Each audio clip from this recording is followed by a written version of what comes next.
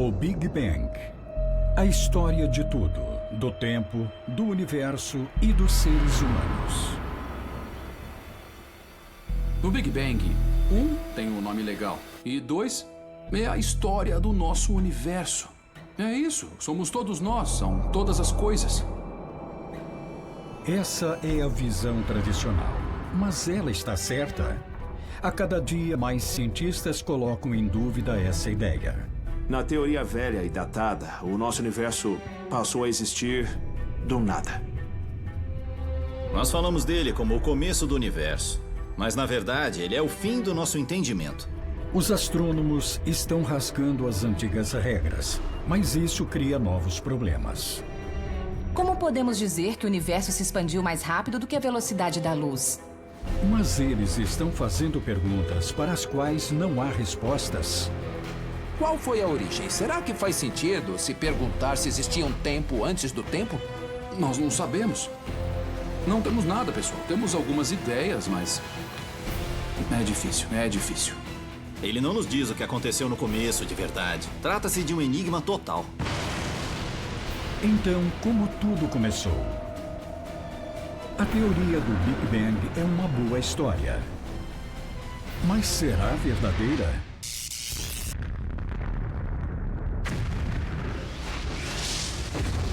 Como funciona o universo?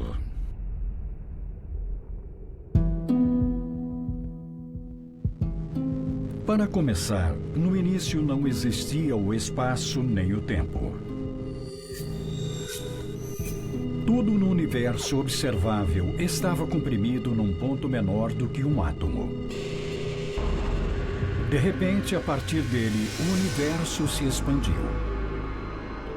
Estrelas e galáxias se formaram, criando o cosmos que vemos hoje. A história do nosso universo começou com o Big Bang. Ou não? O Big Bang é o fato observável, mas existem detalhes que não se encaixam bem. Tem muitas coisas que podem ter acontecido. Ele é só uma explicação. A ciência nem sempre está certa. Às vezes ela está muito errada. E nós podemos estar completamente enganados sobre um fator muito importante na nossa compreensão do universo. Nós estamos pondo em xeque uma das teorias mais famosas da ciência. O nome Big Bang remete a uma explosão. Mas foi assim mesmo? Uma explosão é uma liberação repentina de energia em um ponto, normalmente gerando luz, calor, pressão e um estrondo. Mas será que o Big Bang explodiu mesmo? Quando você ouve o termo Bang, você pensa no estrondo. Mas temos que lembrar que ondas sonoras se propagam pelo ar. E depois do Big Bang não havia ar. Não havia como escutar nada. Então, nesse sentido, foi silencioso. Então, o Big Bang não fez barulho. Mas para criar o universo, ele teria que liberar matéria. Muita matéria. Toda explosão tem um ponto de ignição. Mas e o Big Bang? Se você pensar no Big Bang como um tipo de explosão, você tem toda a razão de perguntar: bom, e onde foi o centro dessa explosão? Onde exatamente está o centro do universo? Não houve um ponto central. Não tem lugar nenhum no espaço que você possa apontar e dizer: o Big Bang foi ali. Sabe, o Big Bang é tudo que existe. O Big Bang aconteceu aqui, onde eu estou sentado. Ele aconteceu do outro lado do planeta. Ele aconteceu na galáxia de Andrômeda. O Big Bang aconteceu em todo o universo simultaneamente. Durante uma explosão, como a de uma bomba ou uma granada, estilhaços voam a partir de um centro. Esses estilhaços se espalham de forma desigual, pedaços de tamanhos diferentes percorrendo distâncias diferentes do centro da explosão. Mas será que o Big Bang lançou material dessa forma explosiva? Para encontrarmos pistas, precisamos varrer o céu noturno. Uma coisa bem interessante sobre o universo, quando você pega um telescópio e começa a olhar em direções diferentes, é que, de certa forma, ele é igual em toda parte. Embora o universo seja salpicado de galáxias diferentes e aglomerados de galáxias, no geral os astrônomos o consideram homogêneo. Quando nós dizemos que o universo é homogêneo, isso significa que ele é quase igual numa escala muito grande, com pouquíssimas diferenças. Ele é perfeitamente regular.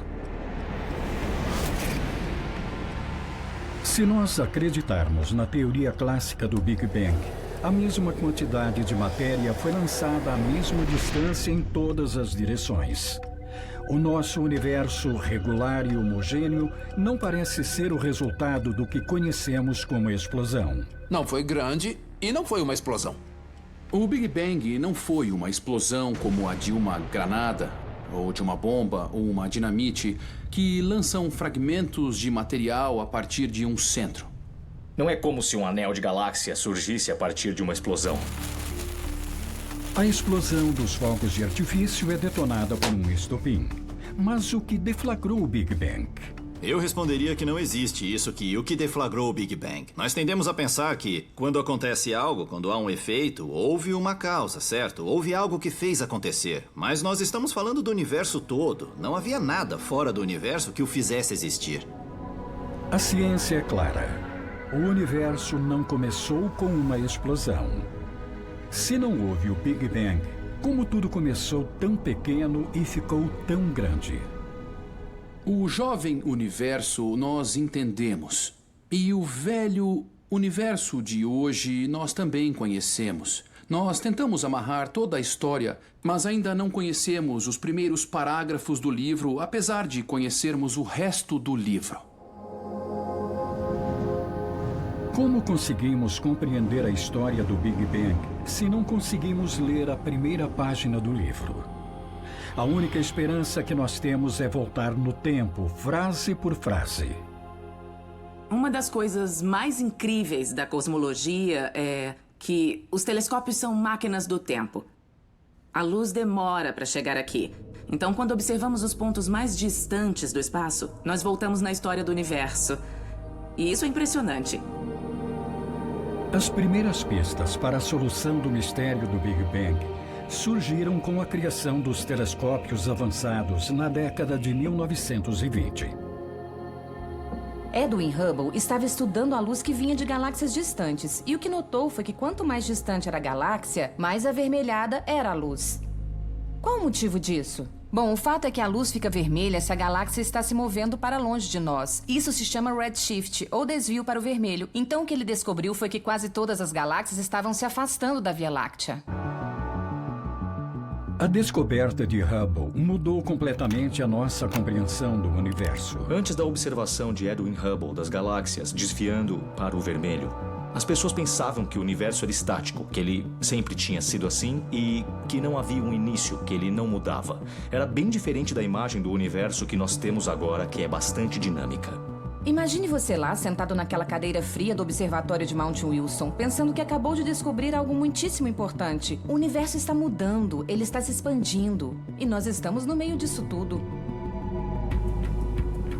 Para fazer sua descoberta, Hubble usou o que à época era o maior instrumento óptico do mundo, o telescópio Hooker, de 100 polegadas. Com esse aparelho, ele conseguiu provar que o universo se estende para além dos limites da Via Láctea. Nós finalmente percebemos que não éramos o centro de tudo. Por que nós estaríamos no centro de tudo? A solução do quebra-cabeça era que, como o espaço e o tempo se expandem em todas as direções ao mesmo tempo, tudo está se afastando de todo o resto. Onde você estiver no universo, vai parecer que você está no centro da expansão.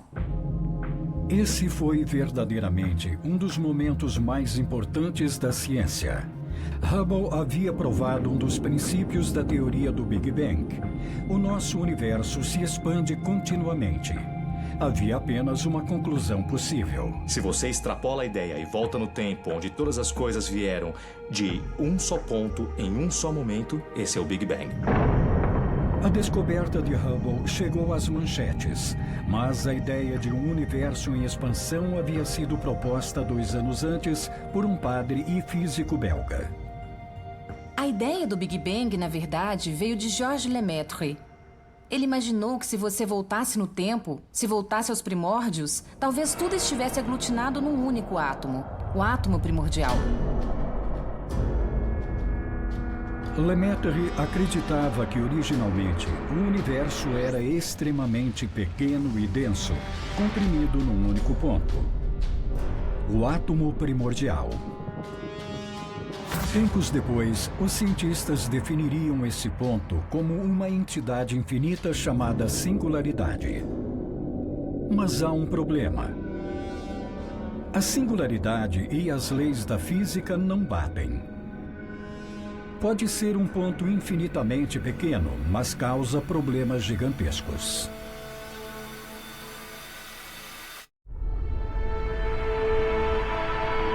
O Big Bang. Durante quase um século, ele foi a principal explicação da ciência para como tudo começou.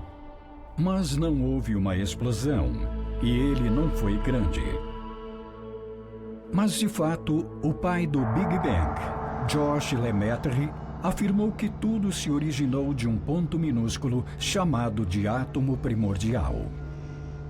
Eu acho que a coisa mais difícil de se aceitar na teoria do Big Bang é que tudo o que você vê, tudo o que você conhece, todas as pessoas, todas as casas, todas as árvores, todos os planetas, todas as luas, todas as estrelas, todas as galáxias do universo inteiro, em algum momento há 13,8 bilhões de anos, tudo estava comprimido num pontinho minúsculo. Na verdade, bem menor do que um pontinho minúsculo, infinitamente pequeno. Um ponto chamado de singularidade. E essa singularidade é uma dor de cabeça para os astrônomos há décadas. E tudo por causa de uma palavra: infinito. Sempre que você usa a palavra infinito, as coisas são infinitamente grandes ou infinitamente pequenas. Em física, significa que você não compreende tudo. A relatividade geral de Einstein prevê a existência teórica de singularidades. Mas, na prática, uma singularidade é onde as atuais leis da física não funcionam. Nós não entendemos as singularidades. Essas são questões teóricas, que são verdadeiras charadas, e os cientistas estão tentando descobrir uma solução. O universo está dizendo que tem algo acontecendo aqui que não conseguimos entender com a nossa matemática. A nossa matemática é incompleta. Isso é um sinal de que a relatividade geral não é verdadeiramente capaz de descrever os primeiros momentos do nosso universo. A relatividade geral prevê as singularidades, mas, na verdade, ela não funciona quando as coisas são minúsculas. A teoria da relatividade geral de Einstein é muito bem sucedida quando descreve o movimento dos planetas ao redor do Sol, a curva da luz perto de objetos massivos, o crescimento e a expansão do próprio universo. Mas ela falha quando a gravidade fica forte demais ou fica pequena demais. A relatividade geral pode não ser a melhor ferramenta para entendermos a origem do universo. Digamos, por exemplo, que você queira medir temperos na sua cozinha. Você usa uma balança de cozinha e isso funciona bem. Agora, digamos que você queira pesar o seu carro. Ela não é a ferramenta certa para isso. Nós precisamos de algo que possa explicar o universo e também o extremamente pequeno. Se olharmos um rio de longe, veremos como a água faz curvas e serpenteia. Essa imagem ampla é como a visão do universo fornecida pela relatividade geral. Mas se quisermos nos aprofundar e ver como a água se comporta embaixo da superfície, precisamos usar a dinâmica dos fluidos. E no nível molecular, precisamos de regras completamente diferentes.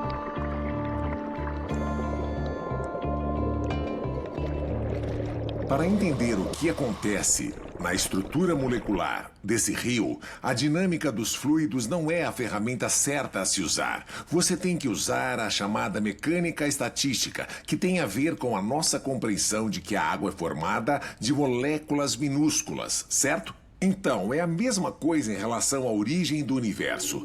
Quando as escalas são muito pequenas, você precisa entender as características mais íntimas do espaço e do tempo. As leis da física que usamos para descrever o universo agora que ele é grande não funcionam muito bem para um universo muito pequeno.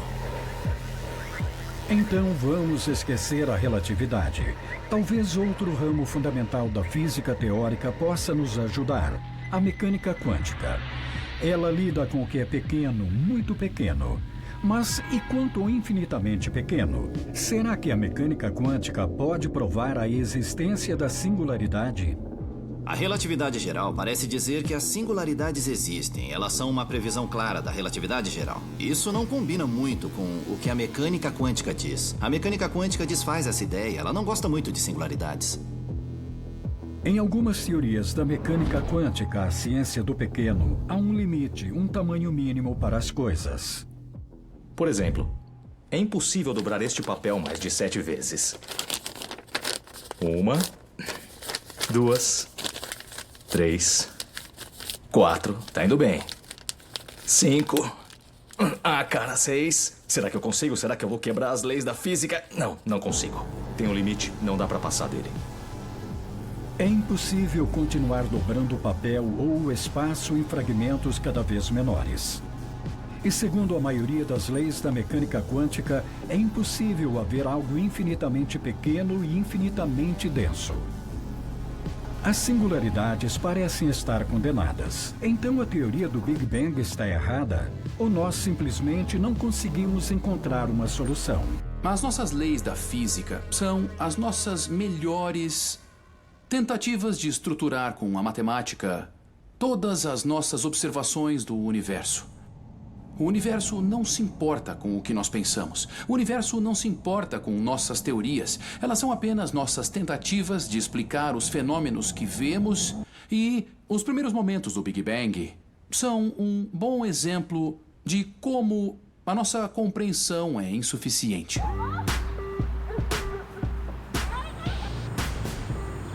Talvez a resposta esteja numa combinação da relatividade geral e da mecânica quântica. É isso aí, pessoal. Mas elas não querem jogar juntas.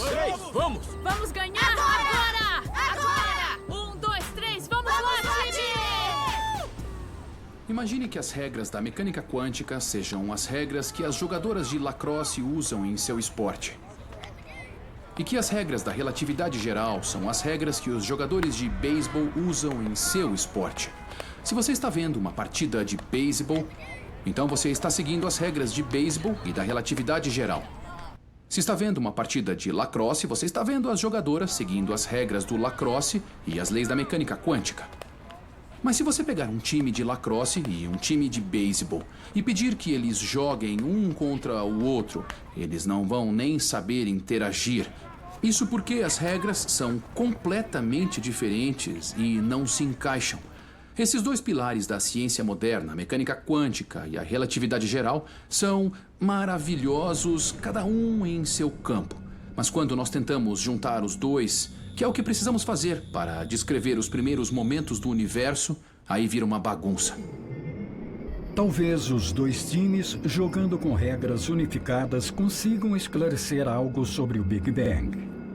Juntar a mecânica quântica e a relatividade geral é o padrão ouro. É o que todo físico teórico adora fazer hoje em dia. Nós ainda não conseguimos. Nós temos ideias. Então, quando digo que não conseguimos, não concordamos sobre qual ideia é a certa.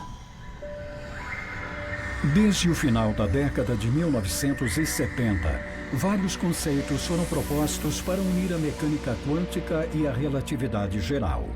As ideias principais são a teoria das cordas e a gravidade quântica em loop. Ideias como a teoria das cordas e a gravidade quântica em loop são uma saída.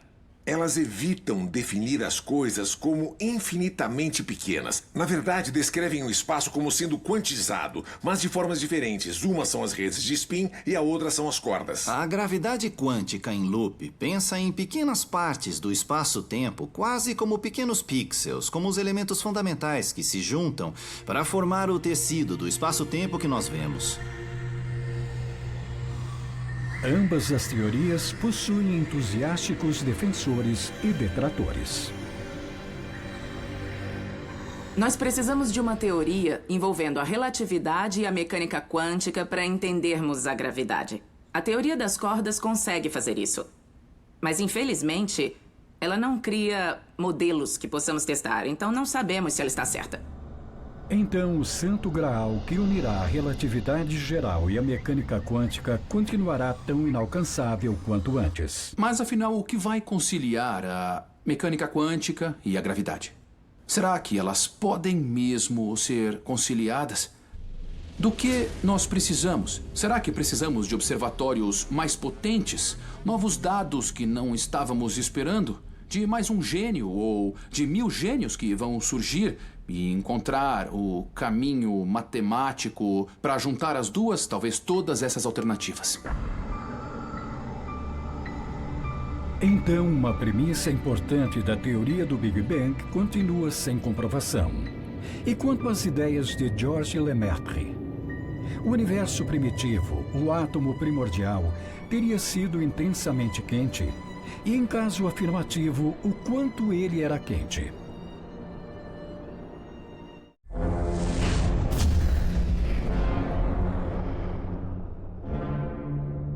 A teoria do Big Bang é baseada na descoberta de que o universo se expande continuamente. Se voltarmos no tempo, isso nos leva a uma conclusão inevitável. Então, se você volta o relógio com o universo ficando cada vez mais jovem e ficando cada vez menor, menor e menor, tudo fica comprimido em um único ponto. A teoria do Big Bang afirma que esse ponto era infinitamente pequeno, mas os cientistas não conseguiram provar a existência de tais singularidades. No nosso universo, nós vemos que todas as galáxias estão se afastando das demais galáxias o tempo todo e... imagine que você está vendo trens saindo de uma estação. Se você voltar no tempo, os trens vão convergir para a mesma estação. Agora, esses trens saíram da mesma estação?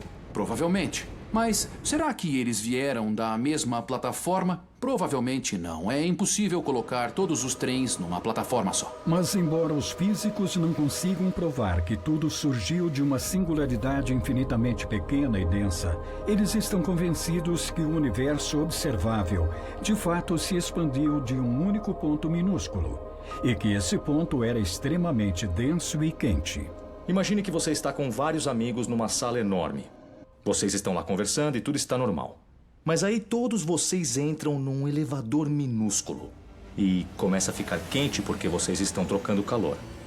Foi mais ou menos assim nos primórdios do universo. Tudo estava comprimido e tudo era muito quente. Faz sentido, teoricamente, que esse período fosse intensamente quente. Mas como provar? Como medir a temperatura do universo em seu início, que aconteceu há 13,8 bilhões de anos? É impossível, mas podemos medir a temperatura da região mais fria do universo hoje. Se você se afastar de todas as estrelas e de todas as galáxias, você pode imaginar que o espaço lá é infinitamente frio, um zero absoluto. Mas acontece que não é. O espaço vazio tem uma temperatura de 268 graus Celsius negativos, 5 graus acima do zero absoluto. De onde surgiram esses misteriosos 5 graus? Os defensores do Big Bang acreditavam ter a resposta. Eles afirmaram que esse pequeno traço de calor era remanescente do incrivelmente quente universo em seu início. Eles levaram décadas para conseguir a prova. Ela veio em 1964 por puro acidente. Penzias e Wilson eram engenheiros nos laboratórios Bell e receberam a tarefa de medir certos sinais de rádio, com a ideia de enviar sinais sem fio por telefone para que as áreas rurais tivessem telefone. Eles usaram uma antena de rádio no formato de um chifre gigante. O problema foi que para todo lado que eles apontavam, eles ouviam uma espécie de estática, ruídos de rádio vindos de todas as direções. E eles pensaram, tudo bem, deve ser um satélite. Mas não batia com a posição de nenhum satélite. Tinha uma base do exército perto e eles ligaram e perguntaram: ei, vocês estão transmitindo nessa frequência? E eles disseram: não estamos. E eles pensaram: deve ser cocô de pombo, então. Havia pombos lá e tinham feito ninho dentro da antena e os excrementos estavam criando um ruído no equipamento. Então eles entraram lá e limparam o cocô dos pombos, mas mesmo assim o ruído não parou. Eles tentaram de tudo para eliminar esse ruído de fundo, até que chegaram à conclusão que ele vinha do céu, que ele era real. O que eles estavam ouvindo não eram ondas de rádio, mas uma forma diferente de radiação, as micro-ondas, uma assinatura de calor remanescente do Big Bang. Eles haviam descoberto o fundo cósmico em micro-ondas, uma imagem fantasma do início do universo. Cones diferentes mostram pequenas variações de temperatura. As áreas azuis mais frias se desenvolveram e criaram estrelas e galáxias. As áreas em laranja mais quentes, por fim, formaram a vastidão do espaço intergaláctico. O fundo cósmico em micro-ondas é literalmente uma foto do nosso universo quando ele era bebê. É equivalente a uma foto sua quando você tinha 7 segundos de vida. Nós conseguimos datar o fundo cósmico em micro-ondas em 380 mil anos depois do Big Bang. A temperatura aqui é estimada em 2.700 graus Celsius. Mas qual teria sido a temperatura do Big Bang? Quando voltamos no tempo, o universo fica menor e a temperatura aumenta. Nós sabemos qual era a temperatura do fundo cósmico em micro-ondas e antes dessa época o universo tinha sido menor, menor e menor. Então ele devia ter sido mais quente, quente e quente. Mas nós podemos descobrir a temperatura exata. No início do universo, ele era bem menor, mais denso e mais quente do que é hoje. E, na verdade, era tão quente que fundia hidrogênio e hélio. 25% da massa do universo em seu início foi transformada em hélio num espaço de tempo de apenas alguns minutos. Foram trilhões e trilhões de vezes mais do que as fusões que ocorrem no Sol.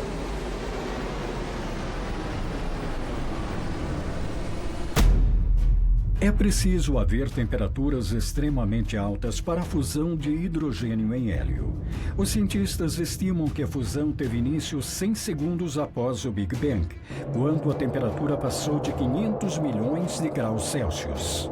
Alguns estimam que durante as primeiras frações do primeiro segundo do Big Bang, a temperatura pode ter chegado a 130 milhões de graus Celsius. Mas o que gerou essa gigantesca liberação de energia quando ocorreu o Big Bang? Os momentos iniciais do nosso universo são uma fonte de frustração, porque seria ótimo saber disso, mas também são uma fonte de curiosidade. Afinal, essas são as fronteiras da física, por isso nós estamos nos esforçando muito para tentar entender os aspectos fundamentais da realidade. Mas mesmo que possamos fortalecer a teoria do Big Bang, provando que tudo veio de um único ponto quente, ainda há um problema. De onde veio tudo que estava contido nesse pequeno ponto? O Big Bang.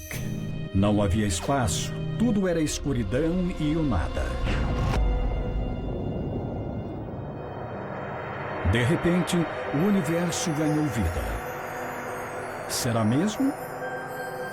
Todo mundo sabe que é impossível criar algo do nada. É a maior questão de todas, como o universo acabou surgindo. E o fato é que nós não acreditamos que tudo veio do nada. Não faz sentido. Mas nós estamos aqui, nós existimos, então alguma coisa aconteceu e nós ainda não compreendemos a física desse fato. Essa é uma das grandes perguntas em aberto da cosmologia, a origem do universo. E existem muitas pessoas por aí que já afirmaram coisas do tipo, o universo se formou do nada. Tipo, tadã, agora existe um universo. Mas lembre-se de que nós não temos dados sobre os primeiros momentos do universo. Nós não sabemos o que aconteceu lá. Nós estamos tateando no escuro para entender o que pode ter acontecido antes do Big Bang, esse período de aparente nada. Os físicos estudam o espaço vazio. Mas vazio realmente significa que não existe nada nele? Não é que tenha surgido algo do nada. Porque essa velha ideia do nada não se aplica ao que nós consideramos como espaço vazio. O fato é que o espaço vazio está longe de ser vazio. O vácuo do espaço é, na verdade, como um mar agitado e cheio de partículas quânticas carregadas e campos eletromagnéticos. O próprio vácuo do espaço pode ser bastante dinâmico.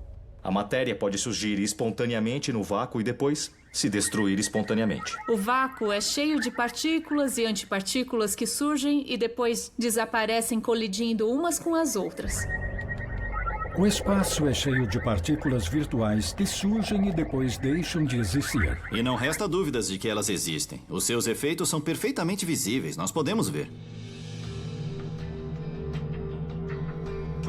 Na física, as coisas podem ser estranhas.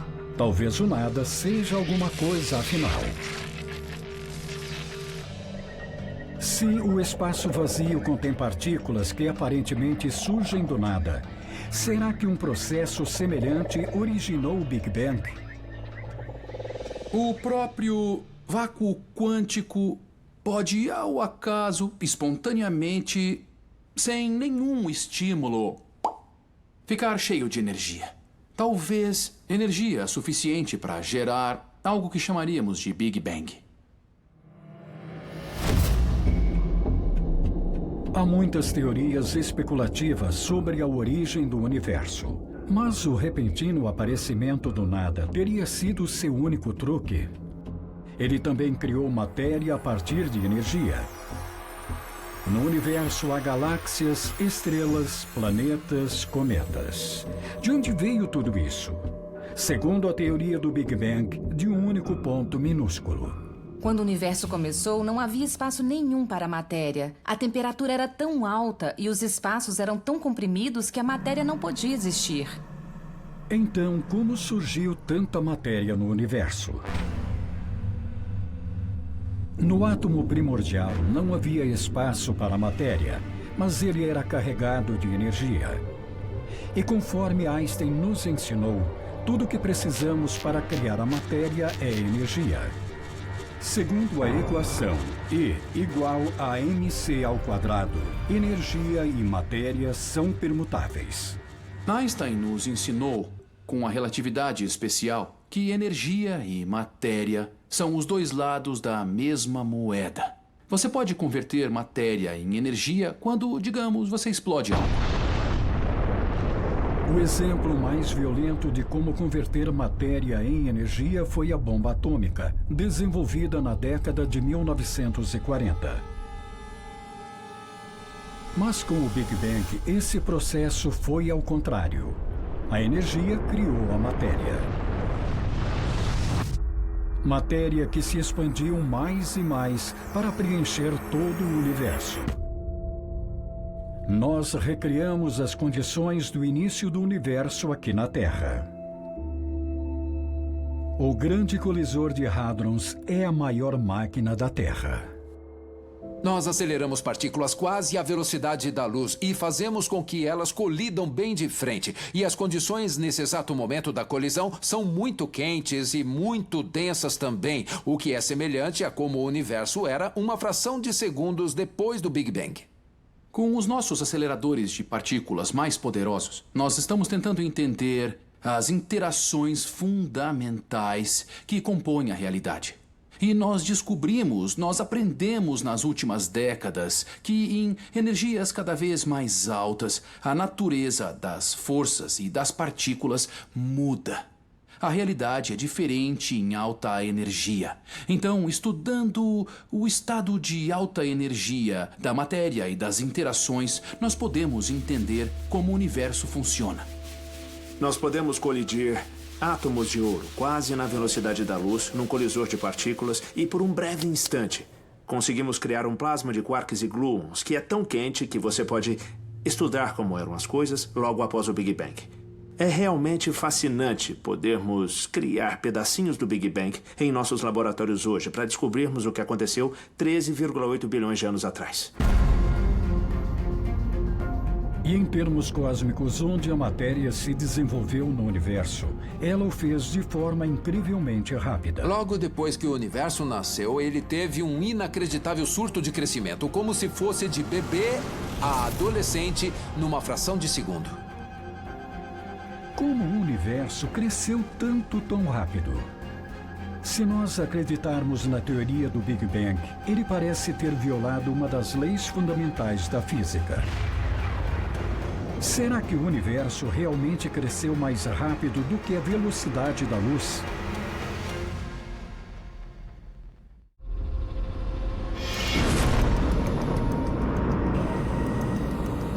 Na teoria clássica do Big Bang, o universo se expandiu a partir de uma esfera de energia menor do que um átomo.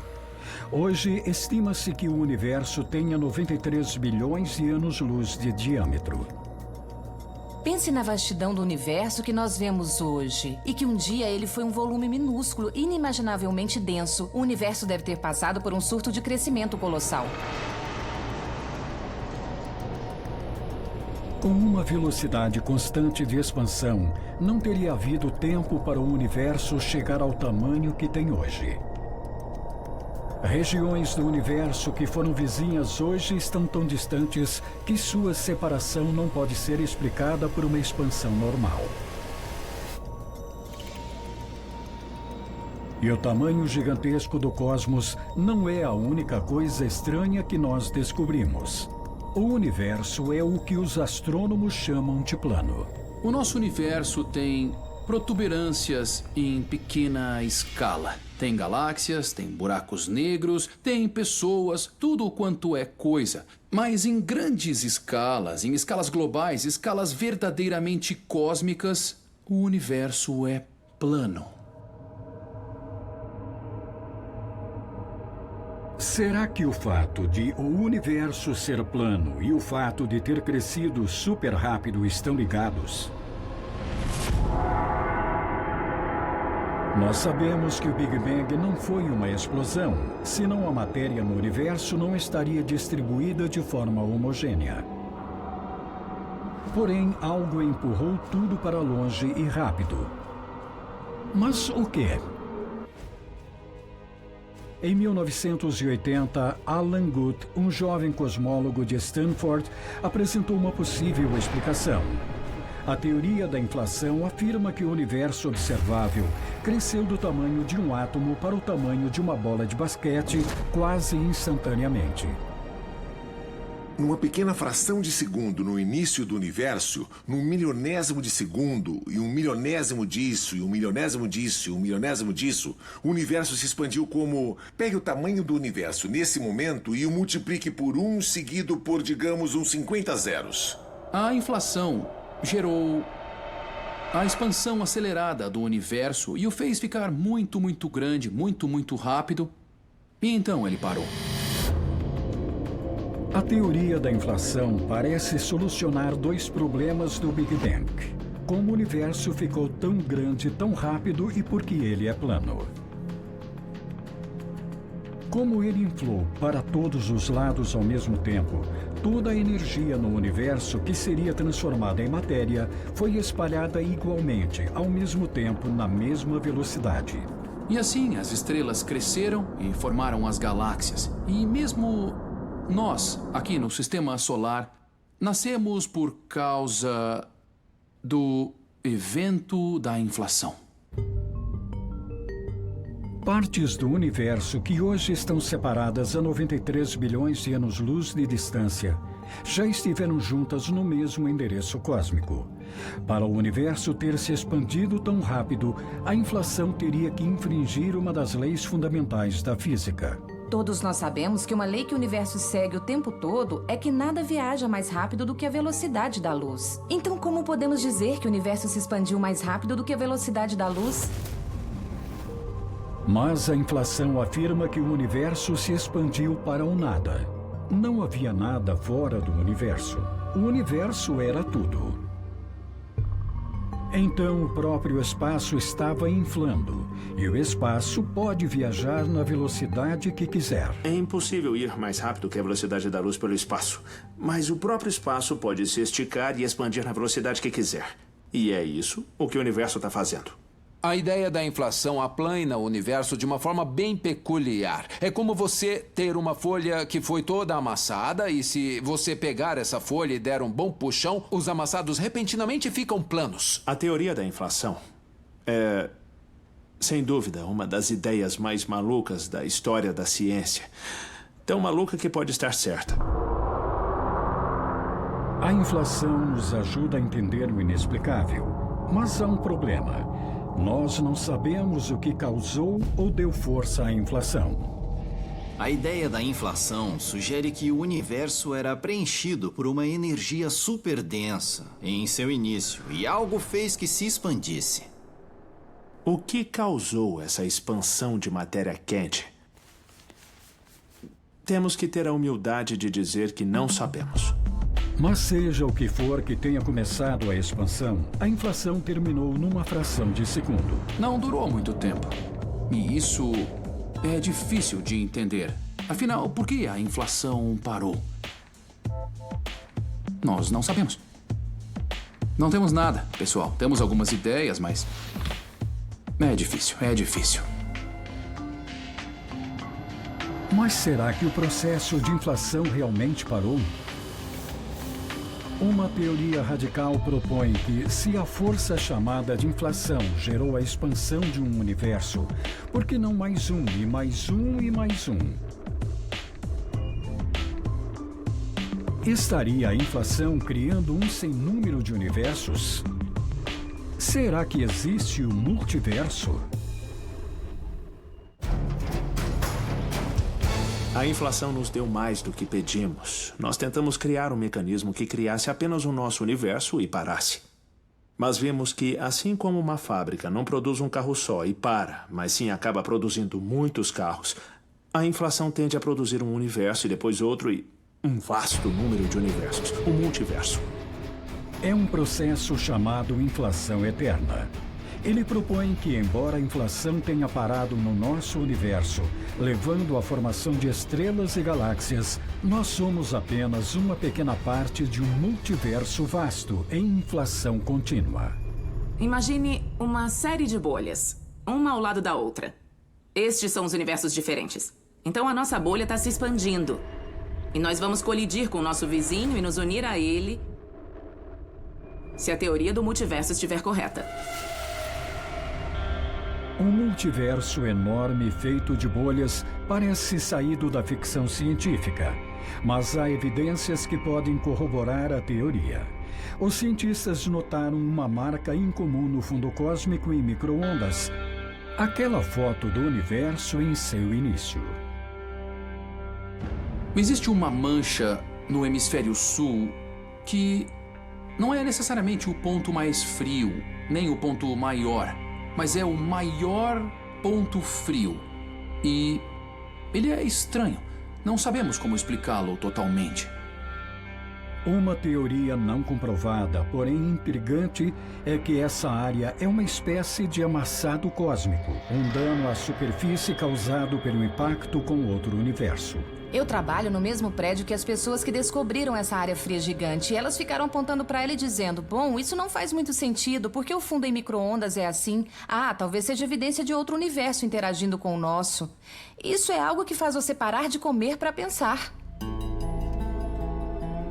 Se você acredita na ideia de um multiverso movimentado, as batidas e os arranhões cósmicos não são apenas perfeitamente possíveis, mas prováveis. Pode haver muitos universos se expandindo pela força da inflação agora mesmo. Uma analogia é pensar num super-herói que não pode ser morto, que sempre se regenera. Se a narrativa do multiverso estiver certa, ela colocará um enorme ponto de interrogação sobre a teoria do Big Bang. A possibilidade de um multiverso sugere não apenas um, mas uma série de Big Bangs. Mas nem todos os físicos acreditam nessa tese. A comunidade é dividida quanto à teoria do multiverso, o que é previsível. Porque alguns de nós acreditam que esses voos de imaginação são bastante justificados. E outros, os mais rígidos, acham que até termos evidências empíricas não se trata de uma ideia científica. Outros acham bom que quando se fala de expansão, a gente não se prenda à antiga ideia do Big Bang. Eu me sentiria meio claustrofóbico se tudo que existisse fosse a Terra. Eu fico feliz em saber que fazemos parte de algo maior do sistema solar, da galáxia, do aglomerado de galáxias do nosso universo. Então eu adoraria se tivesse mais espaço ainda, em universos paralelos. Quanto mais, melhor. Embora seja uma ideia atraente, sem evidências empíricas, ela é uma teoria que exige um pouco de fé. Não há motivo para pensar que criaturas minúsculas como nós entendam de forma realmente ampla a natureza da realidade. Isso ainda é um quebra-cabeça. Nós temos ideias, eu tenho ideias, outras pessoas já propuseram modelos, certo? Mas não temos dados e fatos que nos ajudem a avaliar essas ideias. E, para ser sincero, as próprias ideias não são totalmente claras.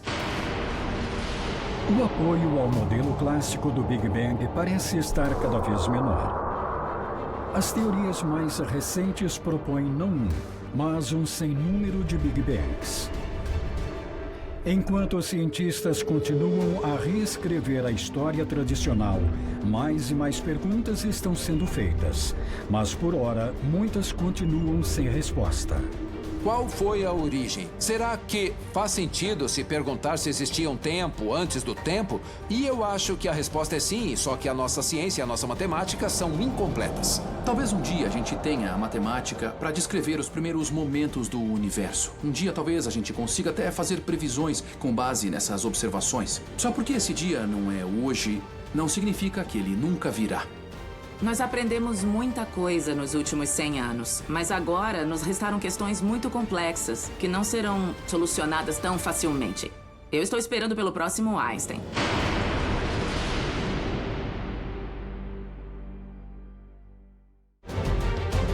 Versão brasileira, Tempo Filmes, São Paulo.